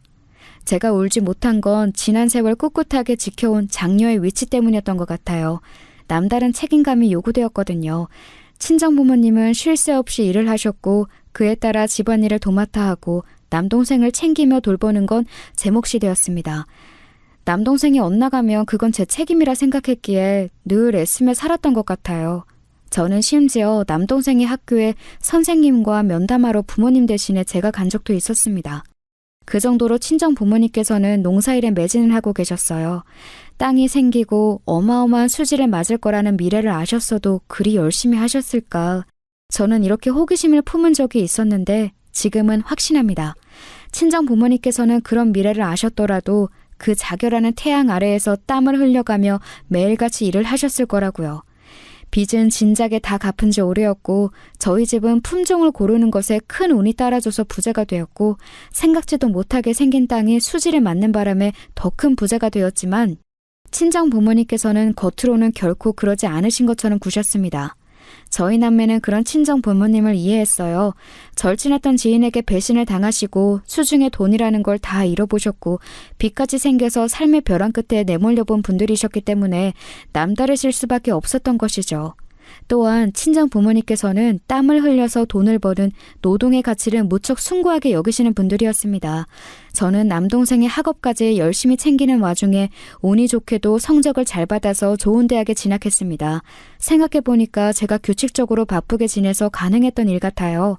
밥 차리고 청소 빨래 다 하고 남동생이 혹시 학교에서 사고라도 치지 않았나 매일 점검하고 확인하고 모르는 수학 문제가 있다고 하면 제가 머리 싸매서 그거 알려주고 남동생을 공부에 흥미가 없는 아이였기 때문에 제가 그 흥미를 붙여주려고 애를 많이 썼었어요. 그러다 보니까 하도 규칙적인 생활에 갇혀서 저도 제 공부할 시간에는 정확히 공부를 했고 서울의 좋은 대학까지 진학을 했죠. 저를 보면서 남동생이 의욕을 불태우길 바란 것도 있었기에 너무 기뻤습니다. 남동생이 자기도 해내겠다면서 그때부터 자습하는 습관을 들였거든요. 제가 서울로 가게 되었을 때 친정 부모님께서는 아주 의외의 말씀을 해주셨어요. 저보고 앞으로 계속 서울에서 살라고 하셨습니다. 존재 자체로도 고맙고 든든하고 힘이 되고 또 미안한 우리 딸아. 내가 아주 가장 역할을 못하는 가장이어서 너무나도 면목이 없었던 순간들이 많구나. 네가 고생이 많았다. 우리 가족 가장 힘들었을 때 그 어렸던 네가 동생까지 챙기면서 묵묵하게 견뎌준 것만으로도 눈물이 났는데 어느새 성인이 되었구나. 앞으로는 서울에서 너만의 인생을 마음껏 펼쳐봐라. 그래, 나도 네 아버지하고 생각이 같아.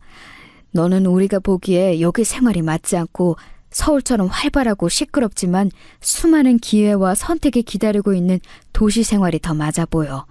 혹여나 효도하겠다고 나중에 좋은 기회 차버리고 집에 내려오겠다고 할까봐 걱정이 돼서 우리가 미리 당부하는 거야.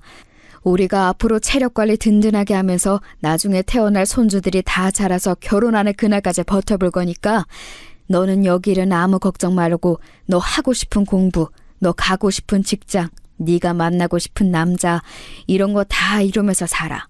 우리가 뒤에서 받쳐줄 테니까. 알았지? 우리 딸? 저는 두 분께서 이렇게나 살가운 분들이셨나 싶은 마음에 그때는 좀 얼떨떨했던 것 같아요. 제가 집에서 동분서주하면서 노력해온 것들 솔직히 친정 부모님께서 모르시는 줄 알았어요. 그런데 다 알고 계셨더라고요. 성인이 된 딸을 위해 앞으로 어떤 지원이든 해주겠다고 말씀하신 든든한 부모님을 둬서 행복했습니다. 그리고 정말 부끄럽게도 그날에서야 저는 유심히 친정 부모님의 모습을 들여다보았어요. 그때 알았죠. 친정 부모님께서 또래의 다른 분들보다 최소 10살 정도씩은 나이가 들어 보이시는 것을 말입니다. 아직 그러실 나이도 아닌 것 같은데 왜 그렇게 흰머리는 나셨던지. 그동안 친정아버지의 머리는 원래 친정엄마께서 손수 잘라주신 것도 깨달았습니다. 그리고 친정엄마께서는 가끔 외지에서 시골에 봉사활동을 오면 그때 미용봉사를 받아 머리를 손질하셨고요. 아무리 시골이라지만 유행과는 한참 먼 두 분의 옷들도 그렇고 친정 부모님께서는 지난 세월 조금의 사치도 하지 않으셨죠. 미용실 가는 돈도 아까워하셨으니까요. 저는 그런 두 분의 모습을 가만히 오랫동안 제 눈에 담았습니다. 친정엄마께서는 당신의 외삼촌께서 돌아가시기 전에 그 댁에 걸어두셨던 가온 액자를 저희 집으로 가져오셨었는데요. 거기에는 정직, 겸손, 절제가 적혀 있었습니다. 저는 친정 부모님의 모습을 본받아 두 분이 유지를 받들 듯 지키시고 있는 그 가온을 저 또한 지키기로 하였어요. 누나로서 동생에게 늘 모범을 보여왔으니 제가 사치하지 않고 소탈하게 잘 살면 남동생도 따라할 거라고 믿었고요. 저는 서울에서 열심히 공부하며 살았습니다. 눈코 뜰 새도 없이 바쁘게 아르바이트 생활도 해보았고 친구들과 용돈을 모은 걸로 일본 여행도 떠나보았어요. 말 그대로 새로운 인생이 저에게 펼쳐졌음을 알았습니다. 제가 개척하는 저만의 인생 그림 너무 즐겁다는 생각이 들었고 제 자신을 믿으며 앞으로 나아가다 보니 목표로 삼았던 직장에도 들어갈 수 있었네요. 제가 서울에 계속 눌러 살기를 바라셨던 친정 부모님의 염원이 강하게 닿기라도 한 것인지 시간이 흘렀을 때 저는 도시 남자와 결혼을 했습니다. 그리고 어느 드라마 제목에서 묘사를 했듯이 남편 하나와 결혼을 했을 뿐인데 시댁이 넝쿨째 저에게 굴러들어왔습니다. 아주 고고하게 구는 시댁 식구들이었죠. 아무래도 제가 시골 출신이라고 하니까 다들 저를 얕잡아 보는 분위기였습니다. 대학 잘 나오고 직장 잘 잡았고 그랬기에 망정이지. 아니었으면 언감생신 우리 아들하고는 급이 안 맞아서 만나지도 못했어. 우리 엄마 말이 맞아. 올케, 솔직히 내 동생보다 올케가 한참 수준 떨어지는 거 알지? 나는 누나로서 좋은 가슴이 아프네. 올케가 앞으로 노력 많이 해줬으면 좋겠어. 차이나는 수준을 채우려면 노력이 필요한 거잖아. 결혼하고 얼마 안 되었을 때 이때가 사실 가장 정신이 없기도 하고 설레기도 하고 그렇잖아요. 그런데 저에게 시어머니와 시누이가 차례로 멋진 발언을 해주셔서 덕분에 제 어이가 상실되었답니다. 시아버지께서도 저를 썩 탐탁스레 여기지 않아 하셨지만 사내대장부의 길을 함부로 꺾어 놓는 거 아니라고 하시면서 남편이 워낙 저하고 결혼을 하고 싶어하니 그 뜻을 따라주겠다고 하시며 저를 허락해 주셨었죠. 남편이 완강해서 시어머니께서는 차마 이 결혼 별로인데 라는 속내를 못 밝히셨던 것 같아요. 그런데 제가 나중에 든 생각은 차라리 진작 그 속내를 밝혀주셨다면 제가 결혼하고 나서 뒤통수 얼얼해지는 일은 없었을 것 같더라고요. 저는 시어머니께서 원래 그렇게 미간이 살짝 찌푸려진 인상이고 한숨을 습관적으로 쉬시는 분인 줄로만 알았지 뭔가요? 그런데 제가 마음에 안 들어서 그러신 거였다는 것을 황당하게도 저는 결혼 후에 알아버린 겁니다. 제 친정이 전혀 어렵지 않는 집안이라는 것 정도는 시댁에서도 알았습니다. 그러나 굉장히 형편이 넉넉한 집안이라는 것까지는 알지 못했어요. 결혼 과정이 얼렁뚱땅 흘러버리는 바람에 제가 굳이 공개할 이유를 찾지 못했고 제가 일구어낸 저의 결과물인 재산이 아니니까 자랑스레 떠드는 것은 말도 안 된다고 생각했기도 했었어요. 제가 저희 부모님의 자식이라서 생각하는 게 비슷했나 봐요. 안 떠벌리고 조용조용히 있었네요. 비상금은 없는 돈이라고 생각해야 편하다는 말처럼 저는 친정의 그 재산, 저와 크게 상관없는 것이라고만 여겼습니다. 그거 없이도 결혼하는데 아무 지장 없었고요. 남편하고 둘이 취향 같은 게 서로 잘 맞아서 아기자기한 신축 빌라에서 반전세 2년 계약으로 우선 결혼 생활을 시작하는 것도 의견이 일치했고 간단한 살림만 우선 놓고 살자는 것도 손발이 척척 맞았습니다. 여러분 혹시 피규어가 뭔지 아시나요? 모르시는 분은 인터넷까지 갈 것 없이 유튜브에 검색만 해보셔도 뭔지 바로 아실 거예요. 남편의 유일한 취미는 피규어 수집이었습니다. 그 작디 작은 게 어찌나 비싸던지 남편은 작지만 사치스러운 취미 그것 하나만 충족되면 다른 것은 허접해도 상관없다고 여기는 남자였어요. 그래서 저와 아기자기한 시작을 할 수 있었던 것 같아요. 남편의 누나의 시누이는 그런 저희 부부를 약간 비웃었습니다. 아휴, 내가 대학생 때 친구하고 자취했던 집이 딱 그 수준이었는데 두 사람 너무 동네 위치만 따진 거 아니야? 집이 멋지지가 않잖아. 사람들 데려와서 구경도 시켜주고 자랑도 하고 좀 그래야 재미가 있는 건데. 신혼집이 너무 격떨어져서 웃기기도 하고 안타깝기도 하고. 나는 아무튼 좀 그래. 객관적으로 그 신혼집 절대로 격떨어지지 않았어요. 끝내주는 위치 최상급인 건물의 상태, 주변의 시설들도 아주 좋았고요. 그러니까 신우이는 그냥 저희 부부를 비꾸면서 내가 더 잘났다고 자랑질을 하고 싶은 것에 지나지 않았죠. 나이 들어서 유치한 싸움을 하지 않게 됐지만 잘할 때는 자기 누나와 치고받고 싸운 적까지 있다는 것을 고백한 남편은 신우이의 비꼬는 인사에 무시로 나가겠다고 하였고, 신혼부부의 금수를 자랑하기 위해서 저 역시 남편과 똑같이 커플로 행동하기로 했어요. 신우이가 너희 부부보다 우리 부부가 더 잘 산다고 오스대는 것에 계속 무시로 일관했습니다. 그랬더니 슬슬 약이 올라하더라고요. 시어머니께서 딸보다는 아들을 기본적으로 아끼시는 분인지라 그런 분께 자기 동생 욕은 못하겠으니 제 욕을 해댔습니다. 가뜩이나 저를 마음에 안 들하고 계셨던 시어머니께서는 옳다구나 판버려보자 하시면서 그때부터 가열차게 저를 눈엣 가시로 여기셨습니다. 저만 아니었으면 당신의 아들이 강남에 친정을 둔 여자와 결혼해서 폼나게 살았을지도 모른다고 여기시는 듯 했어요. 아휴, 어디 경기도 시골도 아니고 경상도에서도 깡시골인 동네가 웬 말이니? 우리 집은 시골과 연을 두는 건 반길 일이 없는 집이야. 농작물이고 뭐고 죄다 마트에서 사다 먹는데 무슨 콩고물 떨어지는 걸 기대하겠어? 지저분하게 시골 농작물이라도 받을 생각을 하니까 소름이 돋으려고 하네. 아휴, 마트에서 사다 먹는 게 깔끔하고 좋아. 시어머니께서 그런 혼잣말을 크게 제 옆에서 하셨을 때 저는 하마터면 어머님 누가 여쭤봤나요? 라고 외칠 뻔했습니다. 아무도 안 궁금해한 내용을 혼자 떠드시는 저희가 무엇인지 굳이 알고 싶지는 않았네요. 저는 남편과 깨를 볶는 신혼생활을 하고 있었으므로 주말에 불려간 시댁에서 고된 설거지에 당첨돼도 별로 불만은 없었네요. 남편은 처음부터 계속 요지부동 오로지 저희 편이었으니까요. 남편이 저에게 제발 결혼해달라며 졸라댄 것은 저를 얕잡아보는 이인조, 시어머니와 시누이도 차마 부정 못하는 사실이었습니다. 참고로 남편은 서울 토박이에요. 저하고 연애할 때 부산은 시골 아니야? 라고 했다가 저에게 등짝을 맞은 적이 있습니다. 그래서 제가 남편을 데리고 부산 여행을 갔었죠. 해운대를 직접 가보니 너무 즐거워하던 남편을 데리고 대구에 가서 각종 먹거리들도 맛보여 주었고요.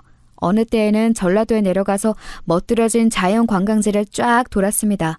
그랬더니 지방 여행에 남편이 눈이 확 트인 거예요. 모르고 살았는데 나는 이런 거를 너무 좋아하는 것 같아. 너랑 살면서 평생 이런저런 곳 구경하고 놀러다니면서 살고 싶어. 어느 날 남편이 유독 수줍은 기색으로 저에게 그런 말을 했을 때 처음 알았었죠. 이 남자가 저와 결혼을 하고 싶어 한다는 건 말입니다. 제가 명색의 시골 출신이기 때문에 남다르기는 했습니다. 남편의 길을 걷다가 와, 로즈마리가 있네? 허브가 길가에 막 놀렸어. 이랬을 때 제가 알려주었죠. 자기야, 그건 쑥이야. 냄새를 맡아보면 알잖아. 그랬더니 남편이 화들짝 놀라더군요. 어느 날은 해사한 분홍 색감의 꽃을 보면서 색이 신비롭다. 이런 특이한 꽃은 이름이 뭘까? 라고 하길래 제가 고민하다 정답을 알려주었습니다. 자기야, 그거 장미야. 장미가 빨간 장미, 흰 장미만 있는 게 아니라서 그런 것도 장미과에 속해. 그때 남편의 눈이 튀어나오려고 했었죠. 그 정도로 남편은 자연이라든지 아무튼 그런 것에 문외한이었어요.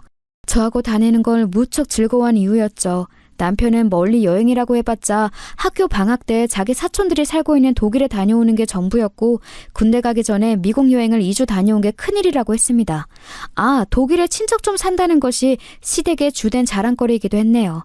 남편은 계속 공부만 하느라 바쁜 인생을 살아온 사람이었어요. 집안의 기대에 압박을 너무 많이 받아온 거였죠. 학교와 학원만 오가면서 학창시절을 다 보냈고 대학교 때는 좋은 직장을 목표로 하느라 정신이 없었고요. 집안에 대들보인 아들이 해내야 한다고 시부모님께서 하도 그러셔서 남편은 그것에만 집중하며 살아왔다고 합니다. 괜찮은 직장에 들어가서 자리를 잡고 나니까 내 인생은 뭘까? 이 다음에는 이제 뭘 해야 할까 고민이 되었고 그때 저를 만나면서 인생의 활력을 새로 찾은 거였어요. 남편이 결혼만큼은 자기 뜻대로 꼭 밀어붙인 게 그 때문이었고요. 결혼 후에 저를 여러모로 못마땅해 하시는 심정을 드러내신 시어머니께서는 어느 날 제 학력을 가지고도 걸고 넘어지셨는데요. 그건 제 학력이 부족해서가 아니었습니다. 너를 보면 시골은 확실히 대학 가기가 쉽고 유리한 것 같구나. 네가 어떻게 우리 아들하고 같은 대학을 갈 수가 있었을까? 그게 다 시골 전형인지 뭔지 하는 게 있어서야. 네? 어머님, 저는 오빠하고 같은 대학 안 나왔는데요. 뭔가 잘못 아신 것 같아요. 나도 알아. 다른 대학이긴 한데 수준이 같으니까 그냥 그렇게 말을 한 거야. 대학에 급이란 게 있잖니? 그 급이 같으니까. 굳이 급이라는 걸 따지신다면 제가 졸업한 대학이 더 급이 높은데요. 하늘 밑에 땅이 있는 법이잖아요.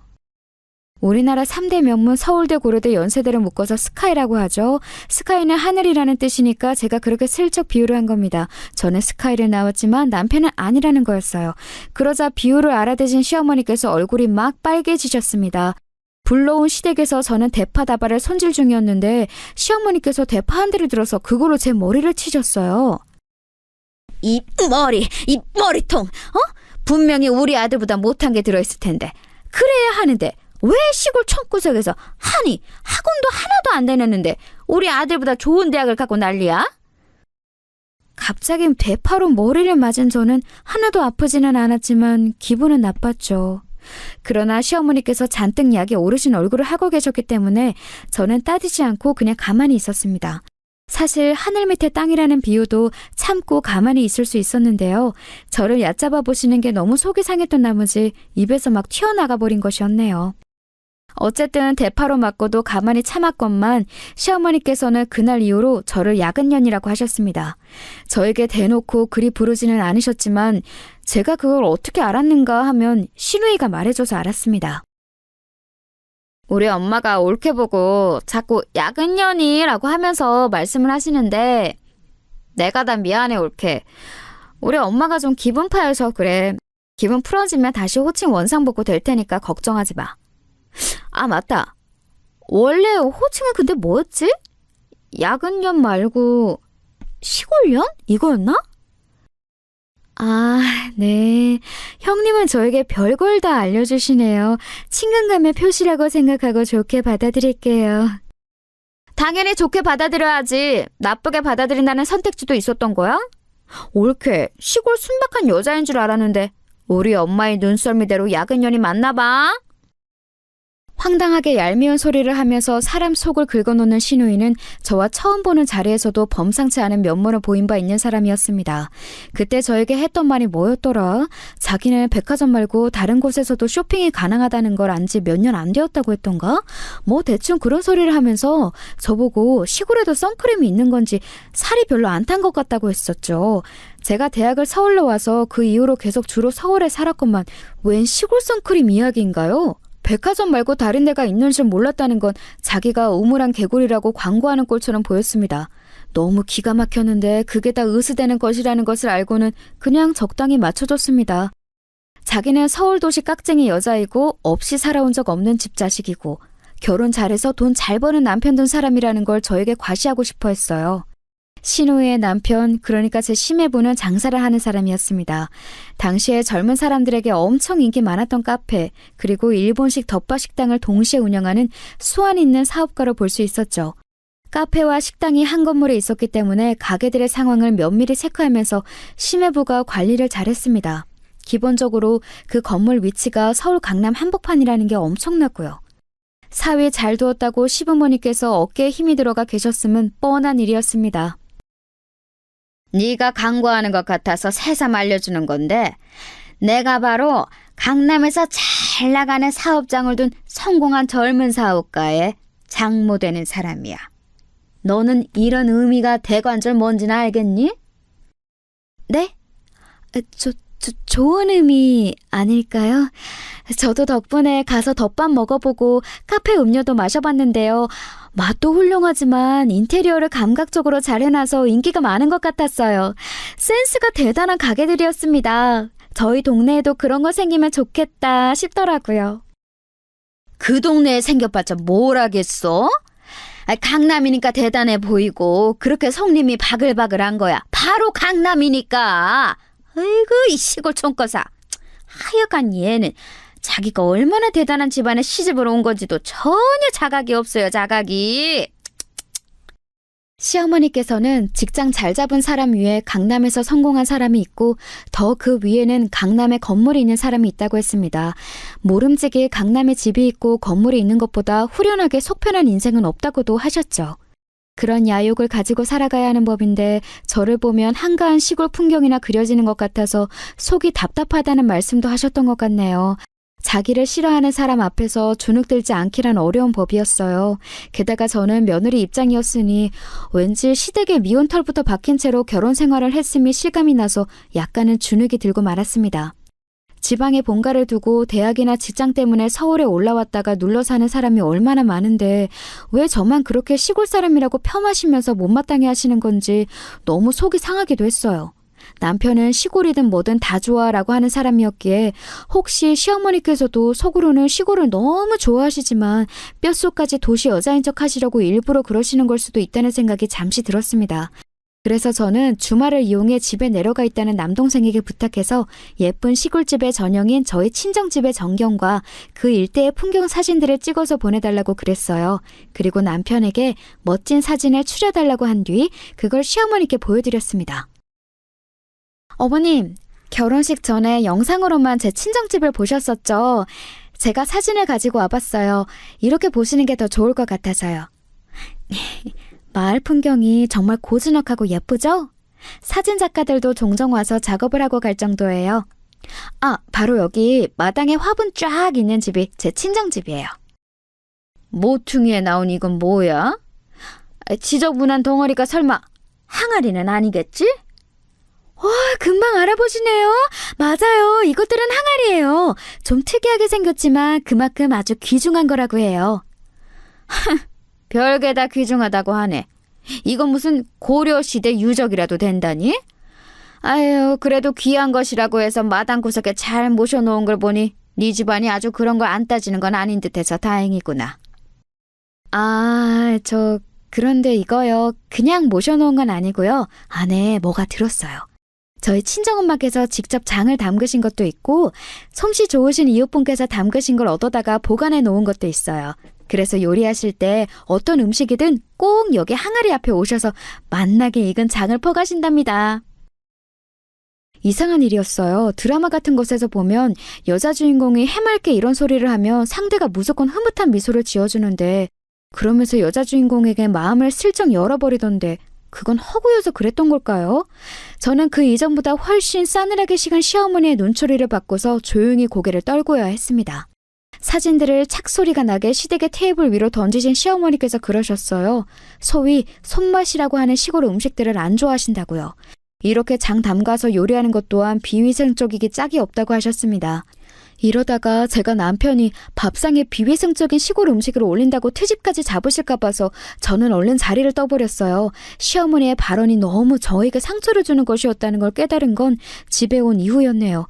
왠지 기분이 가라앉아서 그다음부터는 시어머니께 저도 굳이 용을 써가면서 활발한 척을 하지 않았습니다. 떡줄 사람은 생각도 안 하는데 저 혼자 헛짓거리를 한 것 같아서였죠. 그러던 어느 날 친정엄마와 통화를 하고 있었는데요. 제 남동생이 그때는 아직 제 올케하고 결혼을 하기 전이었는데 마침 저희 친정 부모님 댁으로 찾아가 인사를 드린 시기였습니다.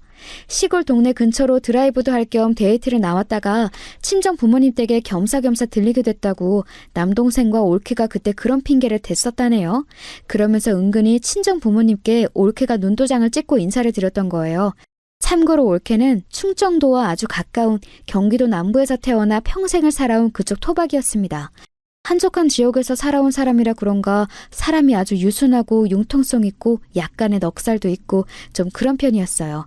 친정 부모님은 남동생과 올케에게 당연히 왔는데 그냥 갈 수는 없다면서 밥이라도 한술 뜨고 가라며 얼른 집에 있던 반찬하고 밥상을 차려주셨는데요.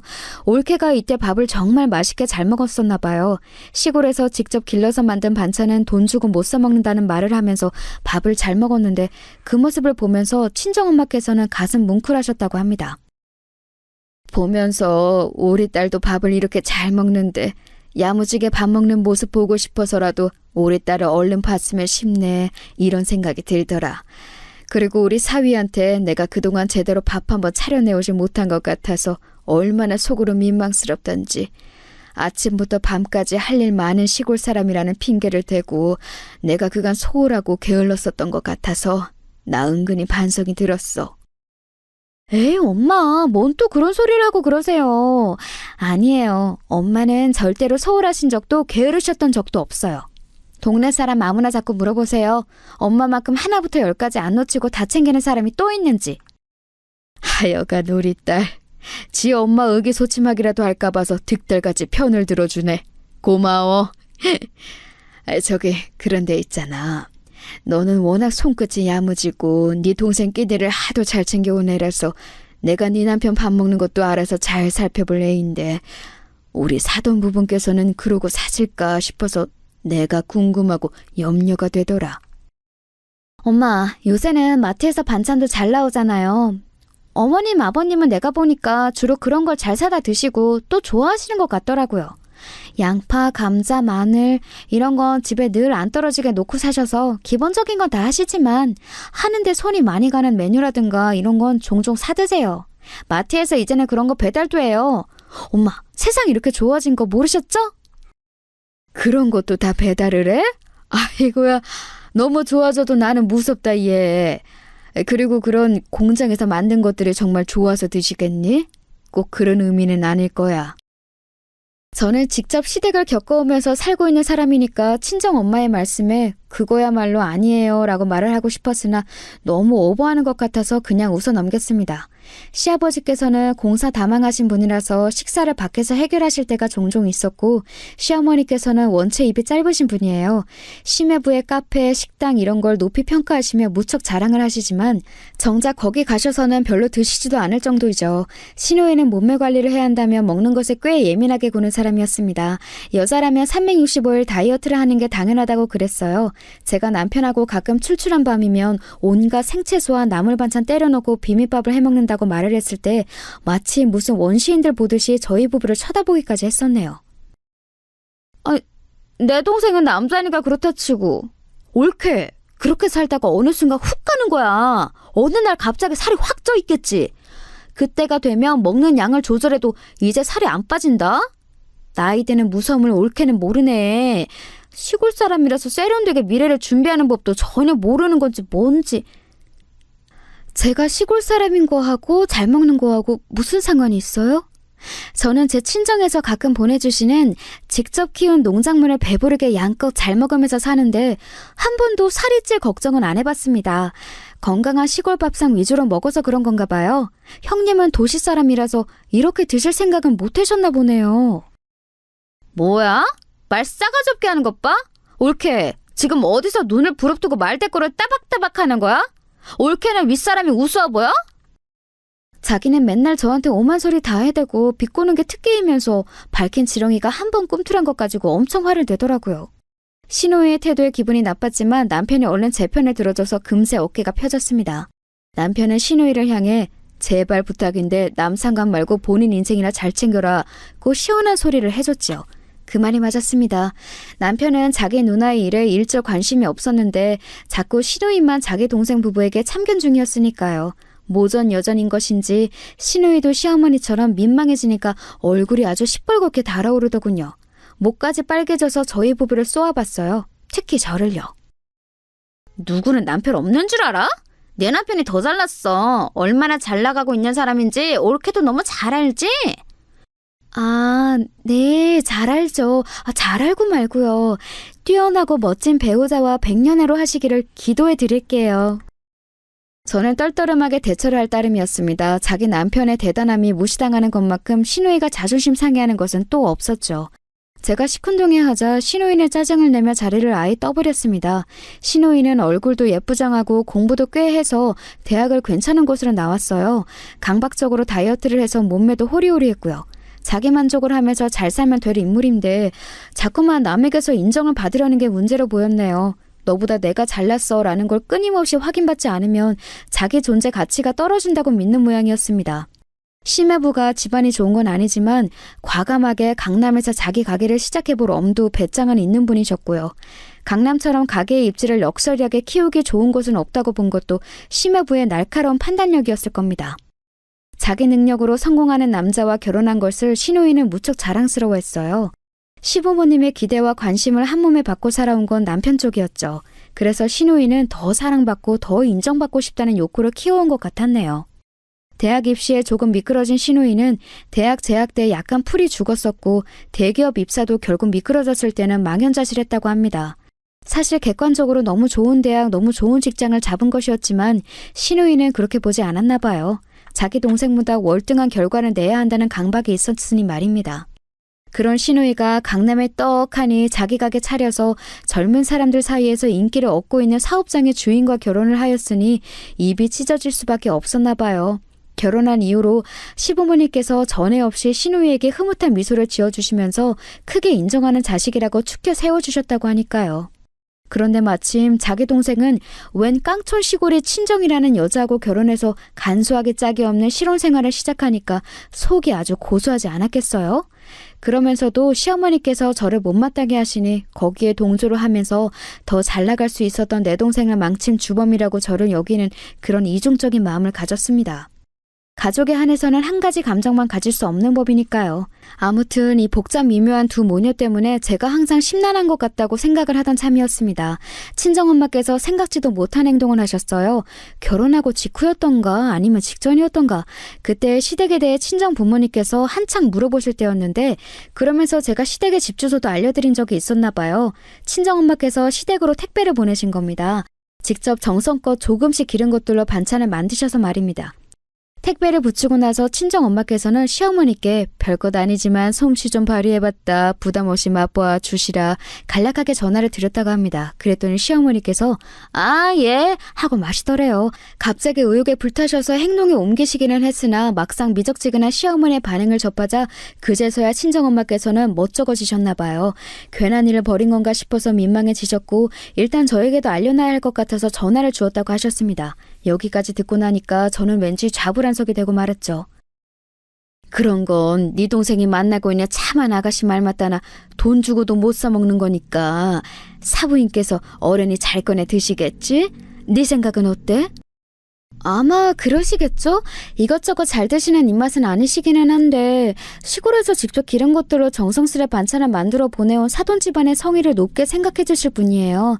분명히 아껴가면서 잘 드셔주실 거예요. 아, 그런데 엄마, 다음부터는 저하고 뭔가 상의라도 하시고 그런 걸 보내든지 말든지 하세요. 아, 제가 놀랬잖아요. 아, 그래, 알았어. 내가 의욕이 갑자기 앞서서 열심히 움직여버렸네. 우리 딸 예뻐해 주십사. 그렇게 내가 뇌물이라도 보내고 싶었나 봐. 친정엄마께서 너스레를 떠시는 것에 저도 웃음이 나왔습니다. 하지만 전화를 끊고 나서 속은 착잡했죠. 왜냐하면 아무리 생각을 해보아도 시어머니께서 그 반찬들을 좋은 마음으로 드셔주신다는 그림이 머릿속에 안 그려졌거든요.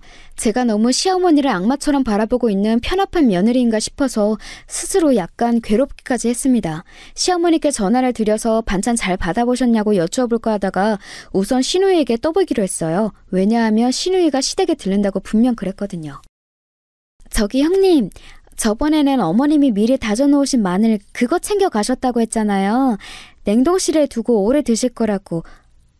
혹시 이번에도 뭐 챙기신 거 있으세요? 올케가 그런 걸 왜 물어봐? 나한테 관심 없다고 나 무시하고 싶다고 온몸으로 외치고 있는 사람이 올케 아니었어? 내 남편이 너무 잘났으니까 내가 부럽고 질투가 나는 걸 일부러 감추려고 그렇게 구는 사람이 올케잖아. 네, 알겠습니다. 다른 걸 여쭤보려고 전화드린 건데 지금은 어렵겠네요. 그런데 신우이가 웬 헛소리만 하는 바람에 소득 없이 전화를 끊을 수밖에 없었죠. 알아가면 알아갈수록 특이한 사람의 신우이 같았어요. 그런 정신 상태는 도저히 종잡을 수가 없었죠. 고민하던 저는 장바구니를 챙겨서 이튿날 시댁으로 향했어요. 친정엄마의 반찬을 워낙 좋아하는 저라서 혹시 받으신 양이 많으면 좀 덜어가려고 한다는 말씀을 드리면 완벽할 것 같았습니다. 실제로 그렇게 챙길 작정이기도 했고요. 모르긴 몰라도 입 짧으신 시어머니께서 감당하시기는 어려울 양일 게 분명했어요.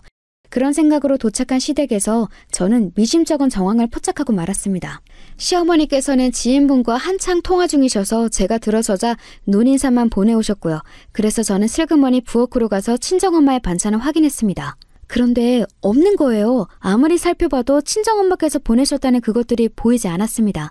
시원한 날씨임에도 얼음팩을 2중 3중으로 싸서 보내셨다고 했으니 분명히 냉장 보관이 되어 있어야 할 반찬들이었거든요. 고개를 갸웃거리던 저는 내다 놓으려고 입구를 꽉 묶어 놓은 쓰레기 봉투에서 시선이 멈추었습니다. 반투명해서 안이 비치는 쓰레기 봉투에서 보이는 것은 친정엄마께서 사용하셨을 법한 보자기였습니다. 저는 홀린 듯이 쓰레기 봉투를 열어 그것을 확인하고 말았어요. 그리고 참담해졌죠. 마침 통화를 끝낸 시어머니께서 저를 찾아 이쪽으로 오셨다가 화들짝 놀라셨습니다. 너는 그걸 왜 찾아보고 그래? 별로 달갑지도 않은 걸 네 엄마가 멋대로 보내오니까 나는 별 수 없었어. 사돈인데 네 엄마라뇨? 대체 왜 별 수가 없으셨어요? 안 되실 거면 저에게 주신다는 선택지도 있으셨잖아요. 너한테 주면 우리 아들 입에도 그게 들어갈까 봐서 그랬다. 왜? 하여간에 괜히 시골 것하고 엮여서 내가 별거를 다 보겠네. 아유 귀찮아. 아유 정신없어. 시어머니께서 그렇게 외치시며 안방으로 들어가 버리셨어요. 저는 고스란히 쓰레기로 버려진 친정엄마의 반찬들을 보고 눈물을 흘렸습니다. 속상하다는 말로는 표현이 부족했어요. 버려진 그거 다 챙겨서 제가 집으로 가서 온 다음에 직접 버렸어요. 그래야 할 것 같았습니다. 제가 울적해 있으니까 남편이 눈치를 보면서 무슨 일이냐고 물었는데 대답하기도 싫었어요. 생각의 정리도 좀 필요했고요. 그런데 이튿날 친정엄마께 연락이 왔습니다. 알고 보니까 남편이 친정엄마께 여느 때처럼 안부 전화를 드리다가 제 얘기를 한 거예요. 표정이 너무 안 좋고 정황상 자기 집에 갔다 온 것 같고 웬 음식물 쓰레기 같은 걸 한 움큼 버리고 오더니 한숨을 쉬고 이런 식으로 남편이 다 떠들어 버렸는데 친정엄마께서는 단박에 감을 잡으신 겁니다. 무슨 일이 있었던 건지 말이에요. 택배 새로 보냈다. 아무래도 양이 사돈 내외 두 분이 드시기에는 많은 것 같으니까 네가 들러서 좀 받아가든지 그렇게 해. 제가 그 소리를 듣고 얼마나 놀랐던지 몰라요. 아니 대체 왜 또 이를 버리신 건지. 우체국 당일 택배라서 저녁에 시댁으로 도착한다는 건 알고 저는 퇴근을 시댁으로 했습니다. 친정엄마의 반찬을 챙기려는 마음도 있었고 단판을 지으려는 심산도 있었어요. 무례를 제대로 따질 작정이었죠. 시댁에 가니까 마침 시누이도 와 있더라고요. 그런데 시어머니와 시누이 둘 다 넋이 나간 얼굴로 부엌 식탁을 둘러싸고 서 있었습니다. 식탁에 친정엄마께서 보내신 택배가 풀어져 있는 것을 보고 제가 얼른 놀라서 다가갔죠. 시누이가 저를 먼저 발견했어요. 올케? 마침 잘 왔어. 설명 좀 해줘. 이게 어떻게 된 일이야? 시골 택배가 왔길래 피식 웃으면서 열어봤다가 이상한 걸 발견했어. 사부인이 뭔가 이상한 걸 보내셨는데 네가 설명해줬으면 싶구나. 이게 대체 뭐니? 아니 왜 우리 사위가 장사하고 있는 강남의 그 건물의 기념수건이 보자기 대신에 들어있는 거야? 동봉되어 있는 이 서류는 뭐고? 사부인께서 그 건물의 소유지라고 되어 있는데 아니지? 이거 농간이지? 시어머니께서 거의 숨이 넘어가시려고 했습니다. 저는 그 순간 친정엄마께서 왜 택배를 다시 보내셨는지 알아차렸고 저도 모르게 씩 웃고 말았네요. 그러자 두 모녀의 안색이 이제는 아예 창백해졌습니다. 늘 빨갛게 달아오르는 것만 보다가 핏기 가시는 모습을 보니까 색다르더군요. 맞아요. 저희 엄마가 마침 그 건물 주인이세요. 제가 명쾌하게 답을 드리자 시어머니께서는 다리에 힘이 풀려 주저앉으셨어요. 시누이는 말도 안 된다며 현실을 부정했죠. 그래서 제가 알려주었어요. 애초에 저는 남편하고 그 건물에서 만났다는 사실을 말합니다. 남편은 심여부의 가게를 구경하러 들른 참이었고 저는 친정엄마의 건물을 보려고 갔다가 눈이 맞았던 것이었거든요. 건물 부자도 맞고 땅 부자도 맞다는 말까지 덧붙였더니 이번에는 시누이가 반쯤 눈동자를 뒤집으면서 주저앉았어요. 저희 친정은 한두 푼에 그렇게 연연하는 집이 아니어서요. 몇 달 공실로 둬도 상관없으니까 계약 끝나는 대로 지금 장사하고 있는 집을 쫓아내도 돼요. 사실 세를 더 낼 테니까 들어오고 싶다는 사람은 널렸기도 하고요. 옳게! 그게 무슨 소리야? 에이, 안 될 소리지. 그럼 쫓겨나는 사람은 죽으라는 소리야? 아니지. 내가 이럴 때가 아니구나. 옳게. 내가 그동안 올케한테 너무 모질었지? 미안해. 내가 나쁜 마음에서 그런 건 아니었어. 신우이가 혼이 쏙 빠진 얼굴로 정신없이 떠들었습니다. 자존심이고 뭐고 지금은 굽혀야 될 때라고 판단했던가 봐요. 시어머니께서는 입만 뻐끔거리시며 저를 멍하게 올려다보셨어요. 완전히 정신이 붕괴되신 듯 보여서 저는 그냥 친정엄마의 반찬을 챙겨다가 꾸벅 인사를 드리고 나왔습니다. 그러자 신우이가 맨발로 저를 따라 나왔어요. 배웅도 안 받고 그냥 가냐면서 아주 혼비백산으로 저에게 인사를 해댔습니다. 저는 씁쓸한 웃음으로 대꾸를 해주고 집으로 갔죠. 남편에게 있었던 일을 다 말해주었고요.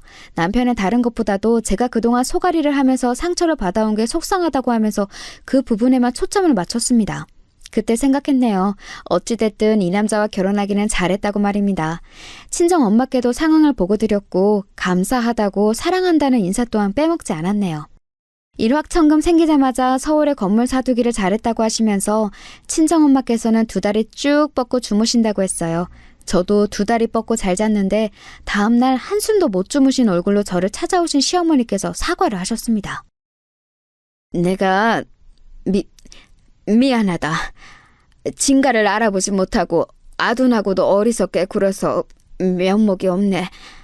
부족한 시어미 불쌍하게 여긴다는 마음으로 용서해주고 받아줄 수는 없을까? 남편이 이미 시어머니께 불같이 화를 낸 다음이었기 때문에 더더욱 안색이 좋지 못하셨죠. 저는 사람의 본성이라는 건 잘 안 바뀌기에 시어머니께서 저에게 진심으로 미안해서 이러신다고는 생각하지 않았어요. 하지만 제가 사랑하는 남편의 모친 되시는 분이고 새롭게 고부관계가 정립되었음을 알았기에 그 사과 받아들였습니다. 시어머니께서는 그 이후로 저하고 친하게 지내고 싶으신데 불쑥 다가가기에는 전에 자행하신 언행들이 있어서 몹시 망설여진다는 기색을 드러내시며 한동안 전전긍긍하면서 사셨어요. 신우이가 저에게 얼마나 딸랑거리며 아부를 떠는 사람으로 바뀌었는지는 설명이 필요하지 않을 정도네요. 어느 날은 술에 취해서 제 남편에게 결국 네가 이겼구나 라며 우는 소리를 해서 저를 당황시키기도 했답니다. 아무튼 지금 저는 애 2 낳고 키우느라 삭신이 쑤시는 엄마가 되었어요. 나날이 회춘을 하시는 건지 건강하셔서 감사한 친정 부모님과 저를 여전히 어렵게 생각하시면서 손주들을 열심히 봐주고자 하시는 시부모님 사이에서 아주 적당한 나날을 보내고 있답니다.